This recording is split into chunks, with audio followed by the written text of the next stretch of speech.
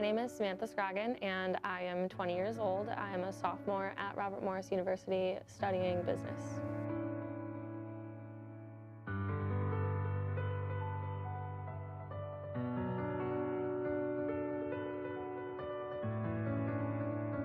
In my case, my dad had been really sick, and like I said, we ended up having to move out of our house and move into a different house that none of us really liked. The fact that I got to do something that I loved and something that literally saved me when I was at my lowest low, that really means a lot. And when you're on an athletic scholarship, at least, you realize that you have a job other than being a student, and I have a reputation to uphold for this school, and I think that having that money incentive really helps. I have always wanted to impact someone or something that's much bigger than me, and I think with childhood cancer, that's definitely possible. My cousin got re-diagnosed with cancer again and lost her fight 3 days after my birthday in September.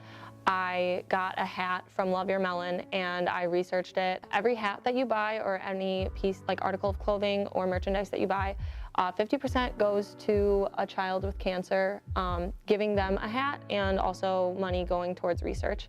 I thought it was awesome. I saw that they were doing real work, so this wasn't something where you don't see it.